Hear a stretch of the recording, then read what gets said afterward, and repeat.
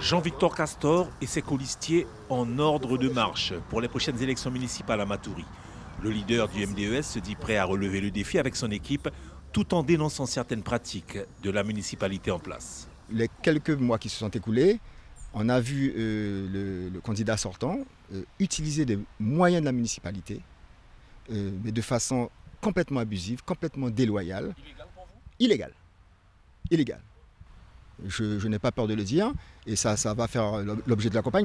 Une attaque à peine voilée donc à l'encontre du maire sortant. Et avec sa liste « Oui, c'est toujours possible », Jean-Victor Castor affirme ses ambitions pour Matoury.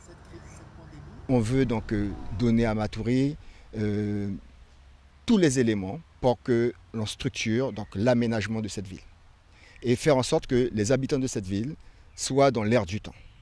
Donc bien sûr, transition écologique, bien sûr, les aménagements modernes qui sont nécessaires à la ville. Et nous allons faire de cette ville une ville exemplaire.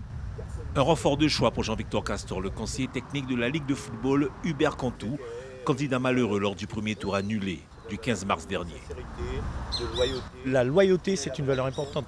Donc nous avons pris des engagements sur ce champ-là, en dehors du fait que nous ayons un programme politique qui soit relativement proche. Je me suis rapproché du groupe et j'en suis totalement satisfait. Vous leur avez imposé des délégations, des postes, des positionnements sur la liste ? Non, mais justement, la différence, elle se fait là. Parce nous ne sommes pas des chiffonniers, ni de ce côté-là, ni là. On n'a pas parlé de ça. On a juste dit qu'on se rapproche.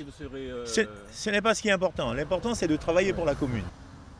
Un rapprochement avec Roland Léandre, le secrétaire général du Parti socialiste guyanais, a bien eu lieu, nous a précisé Jean-Victor Castor, qui nourrit surtout l'espoir de renverser la tendance du 15 mars dernier, où il avait été nettement devancé par le maire sortant, Serge Smock.